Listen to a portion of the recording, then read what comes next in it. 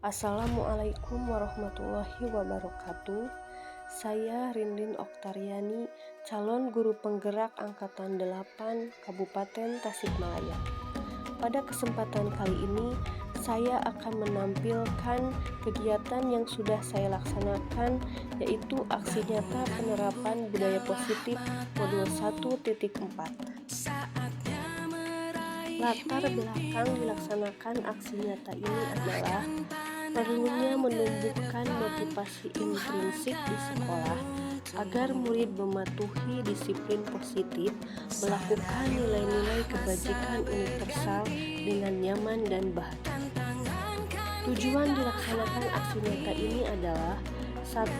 Menjalin kolaborasi positif antara sesama rekan guru agar dapat berbagi peran dalam melaksanakan pendisiplinan positif pada murid melalui restitusi.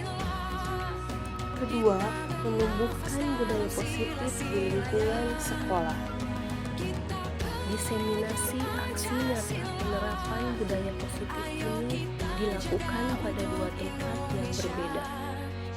Yang pertama, di SD Negeri Sirnasari yang merupakan unit kerja saya, dan yang kedua di KKG 2 Karangnunggal. Assalamualaikum warahmatullahi wabarakatuh. Bapak Ibu, terima kasih atas waktunya. Di sini saya akan mendiseminasikan aksi nyata saya, yaitu di modul 1.4 tentang budaya positif di sekolah. Kita pasti tahu apa itu artinya budaya. Budaya di sini adalah kebiasaan baru yang muncul yang positif bagi siswa. Budaya positif bisa muncul karena karakter baik dari siswa. Karakter baik yang muncul berarti kita sebagai guru bertugas untuk menuntun anak didik kita supaya mereka menemukan jati dirinya sesuai dengan kodrat alam dan kodrat zamannya agar mereka selamat dan bahagia. Yang dimaksud dengan kodrat alam di sini adalah lingkungan anak. Jadi pembiasaan di sini disesuaikan dengan kebiasaan anak di mana anak itu tinggal. Contoh, kebiasaan di desa kita, budaya di desa kita, budaya luhur yang tidak bisa ditinggalkan. Pertama, budaya religius, misal pengajian rutin atau memperingati hari besar Islam, contoh Muharram. Nah, budaya yang seperti itu tidak boleh dihilangkan. Makanya di sekolah kita sudah ada pengajian rutin setiap hari Jumat, infak bersama setiap hari Jumat. Budaya tersebut itu harus tetap muncul di diri siswa. Kemudian sesuai dengan kodrat zaman. Kodrat zaman di sini adalah zaman di mana kita sekarang. Kodrat zaman sekarang kan era digital, internet. Meskipun kita tinggal di perkampungan, tapi anak itu diusahakan harus mengikuti perkembangan zaman. Harus seimbang antara budaya leluhur dengan perkembangan zaman yang sekarang. Nah, di sini saya akan membicarakan tentang budaya positif. Budaya positif adalah perwujudan dari nilai-nilai atau keyakinan universal yang diterapkan di sekolah. Nilai universal yang dimaksud adalah profil pelajar Pancasila. Profil pelajar Pancasila yang pertama, beriman dan bertakwa kepada Tuhan Yang Maha Esa. Yang kedua, mandiri. Yang ketiga, kreatif. Yang keempat, bernalar kritis. Yang kelima, gotong royong. Yang keenam, kebinekaan global. Nah, budaya positif sini agar sikap siswa itu mewujudkan profil pelajar Pancasila. Upaya mewujudkan budaya positif. Yang pertama, mewujudkan disiplin positif. Kedua, menumbuhkan motivasi intrinsik. Yang ketiga, membuat keyakinan kelas. Yang keempat, melakukan posisi kontrol sebagai manajer. Yang kelima, melakukan restitusi. Disiplin positif yang muncul di diri siswa itu harus tumbuh dari dalam diri siswa. Jadi motivasi intrinsik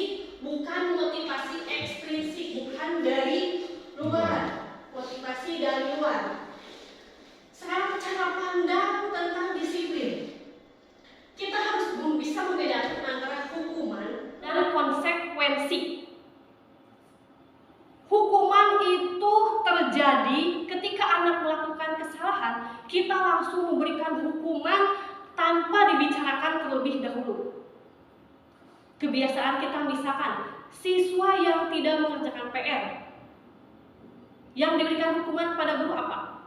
Silahkan berdiri di depan, angkat kaki. Nah, itu disebut hukuman.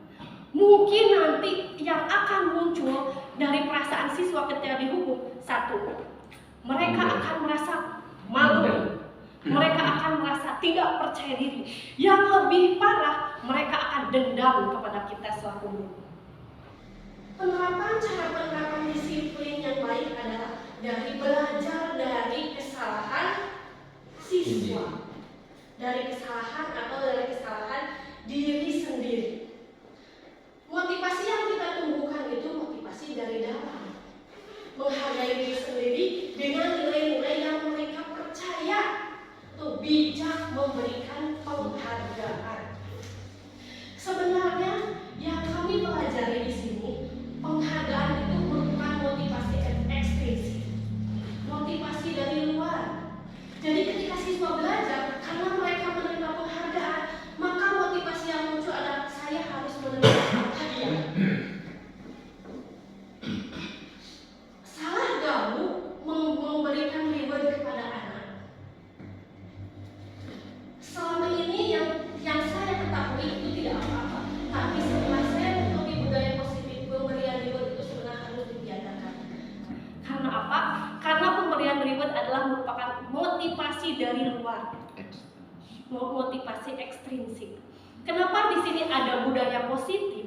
Budaya positif itu muncul, harusnya itu guru itu bisa memunculkan budaya positif itu dari dalam diri siswa.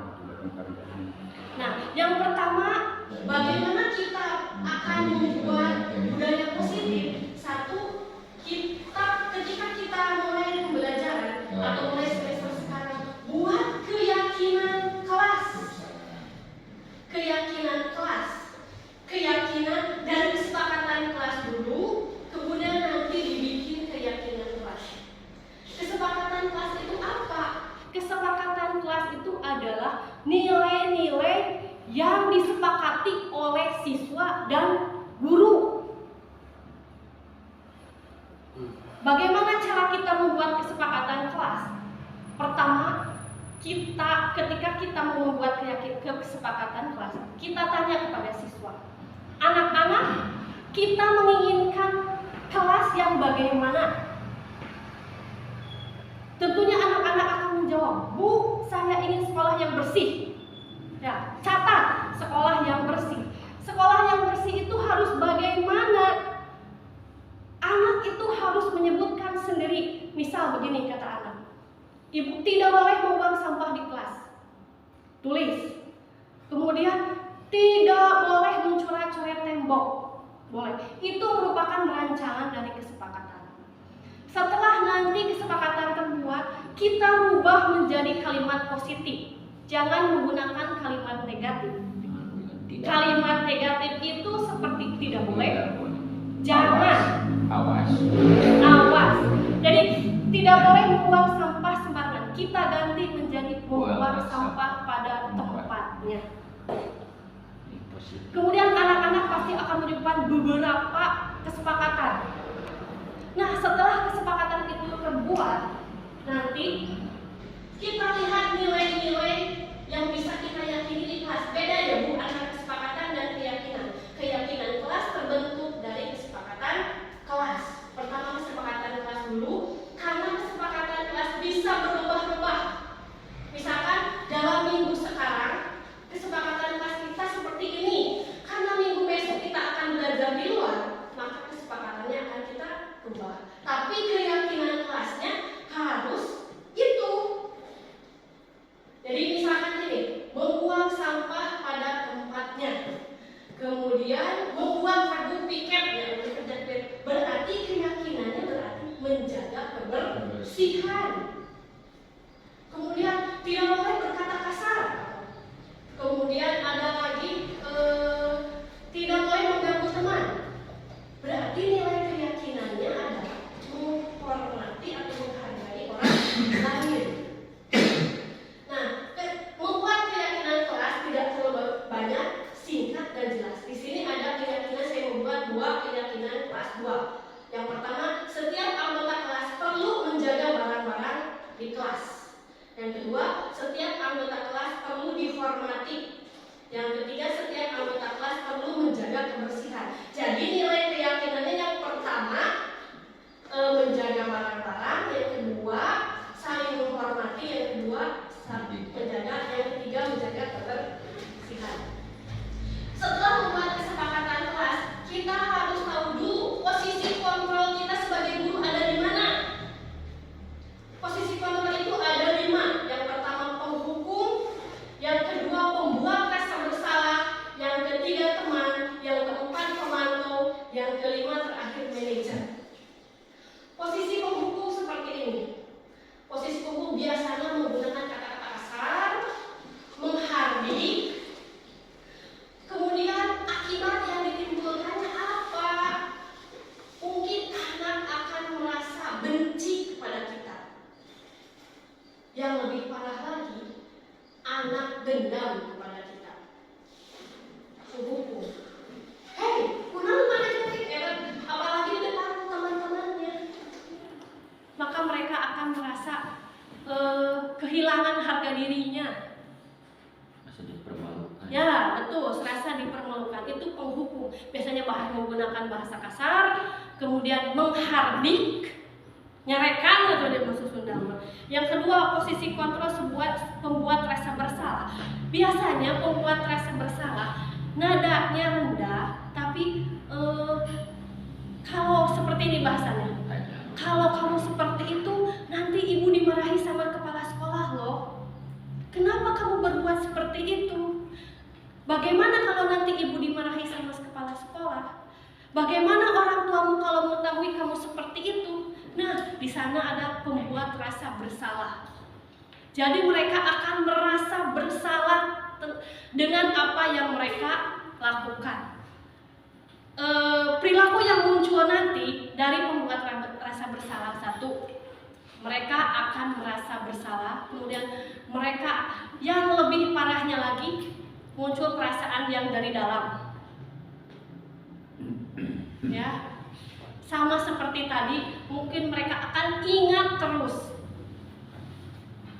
Yang ketiga, posisi sebagai teman. Teman mah seperti ini. Kita memposisikan diri sebagai teman. Sini nak, ada apa dengan kamu? Kenapa kamu lakukan itu? Sebenarnya kamu bisa loh tidak melakukan itu. Nanti ibu akan membantumu.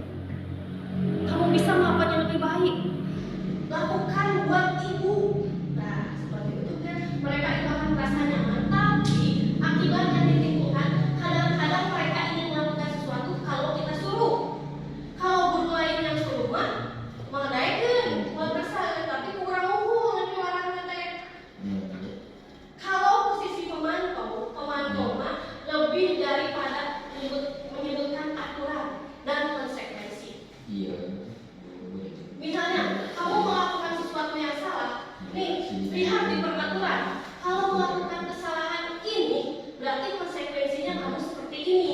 Kamu harus seperti ini, dengan tidak memakai seragam, konsekuensinya kamu harus pulang.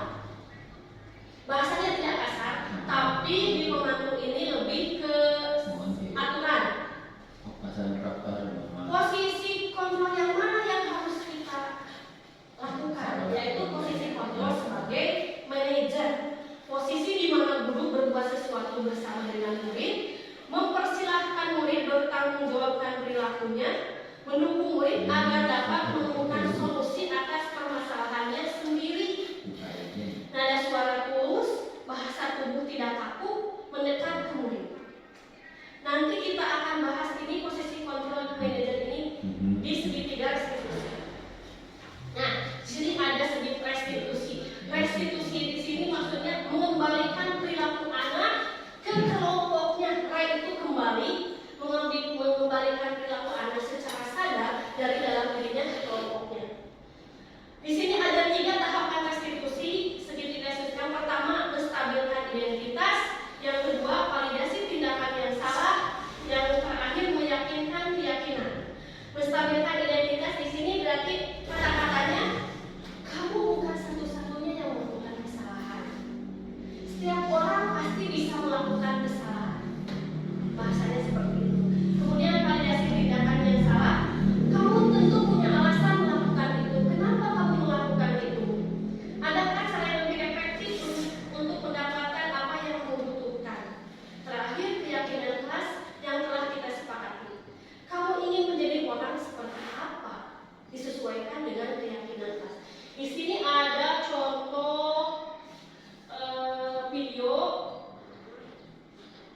Contoh restitusi. Murid kelas 5, dia sering tertidur di kelas saat jam pelajaran. Guru kelas 5 sudah sering menyuruh mencuci muka, namun tetap saja dia sering tertidur di kelas. Saya sebagai kepala sekolah mendapat laporan dari guru kelas 5, kemudian saya berbicara dengan Raisa. Raisa, apakah kamu tahu kenapa kamu dipanggil ke ruangan ibu? Tidak Bu, ada apa? Ibu dengar kamu sering tertidur di kelas, benar? Benar Bu, Tentunya kamu punya alasan melakukan itu. saya sering tertidur di kelas karena saya tidur terlalu malam. Iya, ibu juga kalau tidur terlalu malam pasti siangnya akan mengantuk. Bisa saja kamu memilih bolos sekolah untuk tidur di rumah, tapi kamu sudah berusaha untuk datang ke sekolah. Saya takut tertinggal pelajaran Bu, tapi saya tidak bisa menahan rasa kantuk saya karena bermain HP terlalu lama. Iya. Bagaimana perasaan kamu saat tertidur di kelas? Saya malu Bu, dan juga tidak bisa memerhatikan ibu guru yang sedang memberikan pelajaran. Juga tugas-tugas sekolah tidak selesai saya kerjakan. Iya. Menurut Raisa, apa yang kamu lakukan sudah sesuai dengan keyakinan kelas belum? Belum Bu, karena saya tidak bersemangat belajar dan juga tidak menghargai ibu guru yang sedang memberikan pelajaran. Ya, kemudian apa yang akan Raisa lakukan agar tidak mengantuk di kelas? Saya akan tidak terlalu lama bermain HP dan juga tidak akan terlalu malam tidur. Kira-kira pukul berapa Raisa bersiap untuk tidur? Pukul 9 Bu. Ya, terus ada lagi yang mau Raisa lakukan? Saya akan mengingatkan ibu saya agar mematikan handphone saya saat jam 9 malam. Iya, bagus. Ibu setuju dengan keputusan Raisa. Demikian diseminasi aksi nyata dari saya. Mudah-mudahan ibu bapak semua bisa menerapkannya di kelas masing-masing. Terlebih yang pertama dengan mengetahui posisi kontrol kita sebagai manajer. Terima kasih. Assalamualaikum warahmatullahi wabarakatuh. Waalaikumsalam warahmatullahi wabarakatuh. Assalamualaikum warahmatullahi wabarakatuh.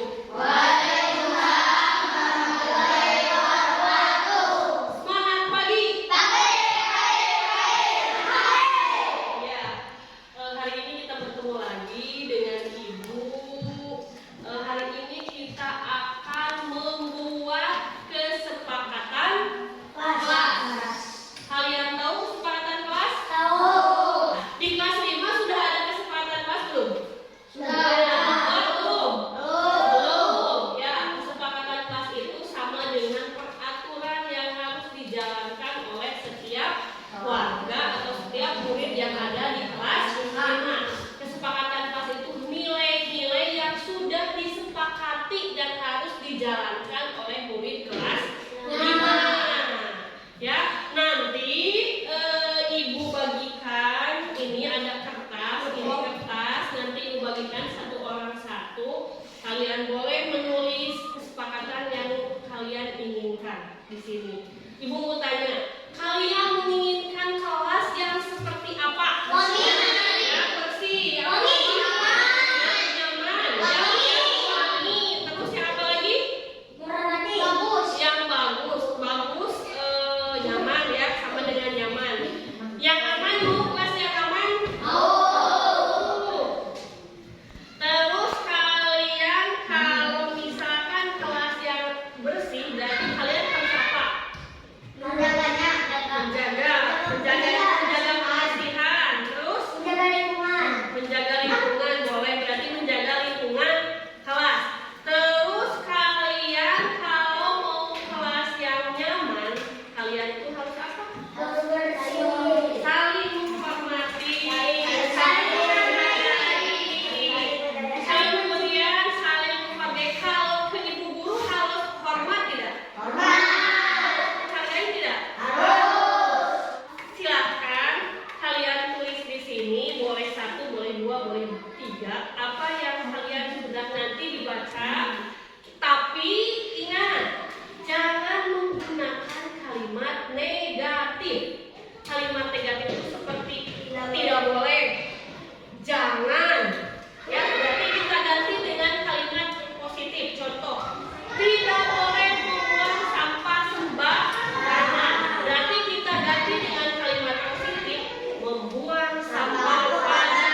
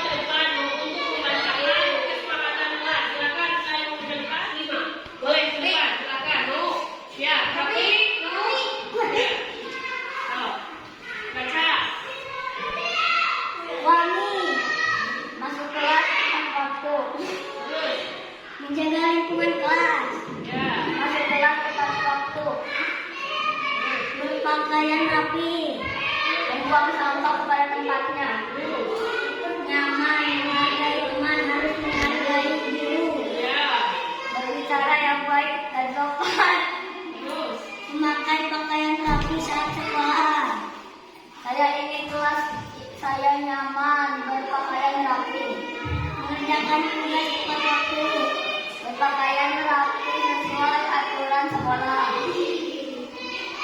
berpakaian rapi sesuai aturan.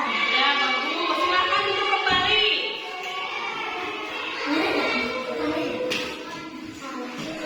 Jadi nanti kesepakatan kelas yang ini ditempel di karton. Kalau sudah semua sudah setuju, kalau setuju semua setuju kan kesepakatan kelas yang kita buat? Setuju. Nanti membuat kesepakatan kelas kita akan membuat keyakinan kelas. Yakinkan kalau ini nilai-nilai yang harus diterapkan di kelas. Nanti kita tulis di karton, kemudian kalian tanda tangan satu persatu, tandanya kalian setuju akan kesepakatan kelas yang kita buat. Kita ibaratkan kita itu adalah siswa, ibu-ibu dan bapak-bapak ibaratkan siswa. Kita akan membuat kesepakatan kelas di ruangan ini.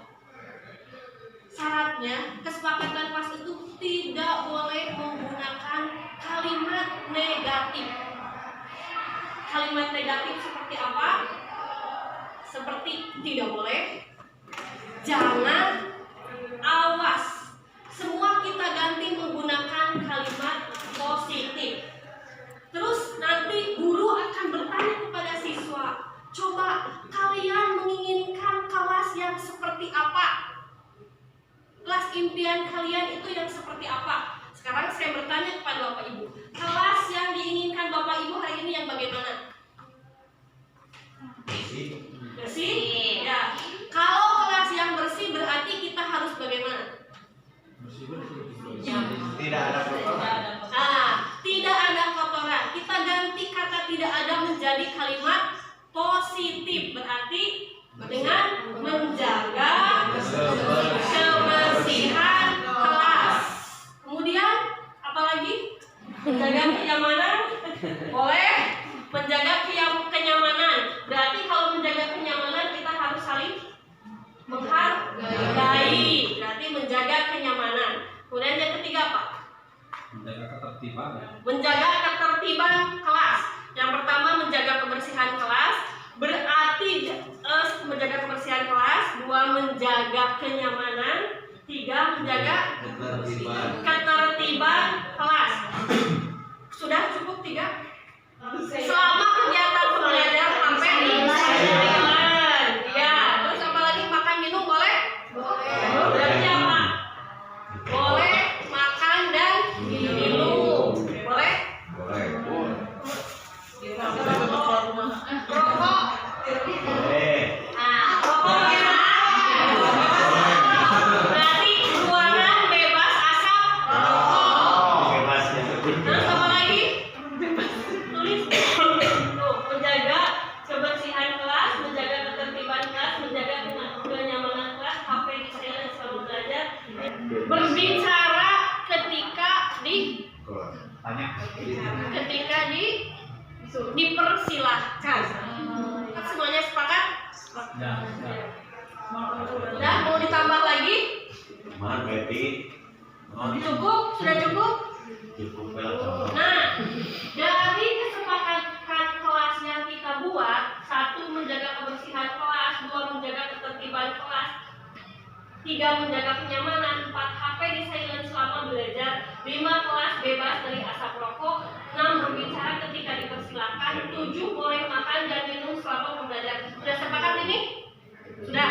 Kalau sudah sepakat, nanti Bapak Ibu tulis di karton, kemudian anak disuruh menandatangani kesepakatan kelas.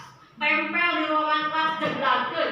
Ketika anak berbuat tidak sesuai dengan kesepakatan kelas, maka Bapak Ibu boleh mengingatkan anak tersebut. Setelah nanti dibuat kesepakatan kelas, karena kesepakatan kelas sifatnya bisa berubah-ubah, bisa ber1 bulan, bisa kalau kita berada di luar kelas bikin kesepakatan kelas lagi, maka kita buat keyakinan kelas. Apa itu keyakinan kelas? Nilai yang diyakini dari kesepakatan kelas tadi. Anu nilai keyakinan mah Bu eta mah nerap setahun. Tadi tinggali menjaga kebersihan kelas. Nilai keyakinannya apa?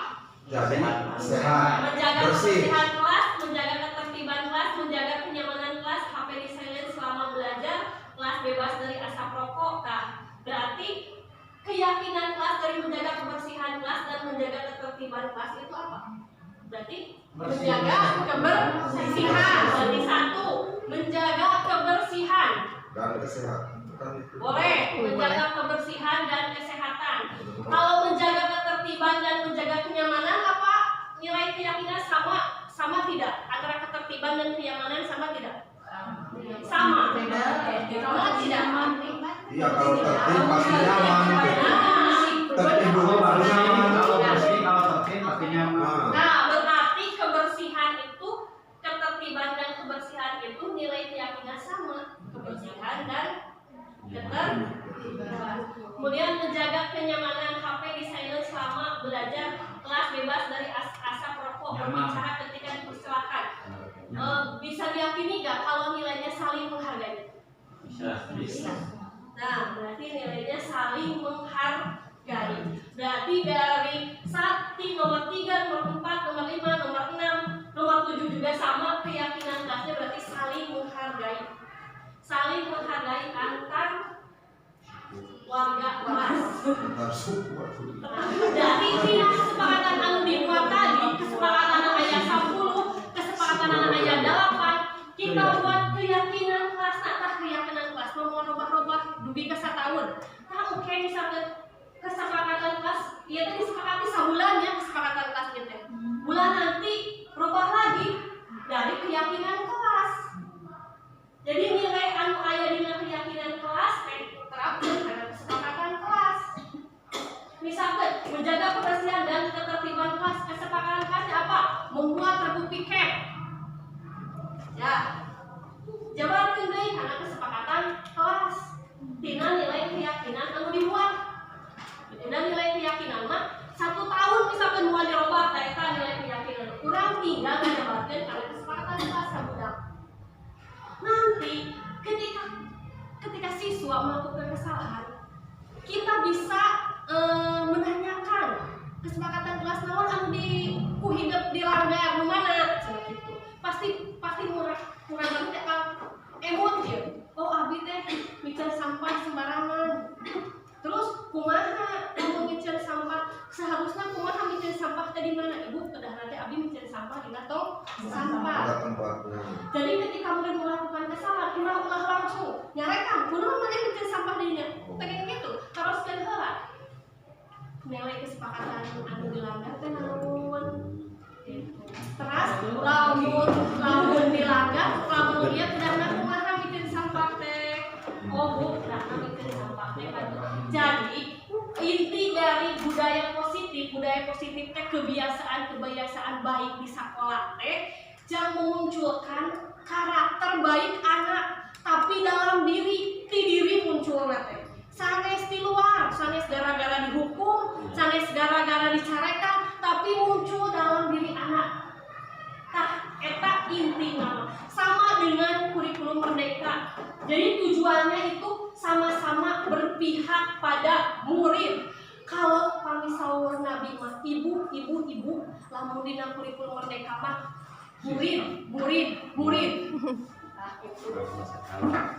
Jadi kurang teh tugasna teh menuntun anak. Menuntun teh dina filosofi Ki Hajar Dewantara ada 3. Ingat Sosutrodo, Ingat Dia Bangun Karsa, Ikuri Handa Dani. Di depan memberi teladan, di tengah membimbing, di belakang mendorong. Jadi nuntun teh tiasa dipayun nuntun. Tiasa di tengah, tiasa dipengker. Ingat, bukan menuntut. Sanes nuntut kurang teh. Kalian harus nilainya sesuai KKM 75. Di kurikulum merdeka nanti dipelajari. Tapi orang teh nuntun kumaha carana sangkan anak menemukan cara belajarnya sendiri. Itu. Budak anu resep main bola, budak anu resep nyanyi, nanti kita pisahkan. Nanti dibahas di asesmen diagnostik. Jadi semuanya saling berhubungan. Jadi inti nama kabudak budak, murid. Gitu kan. Kita rubah paradigma kita keluar dari zona nyaman. Nah, bismillah, mulai dari sekarang sampai seterusnya.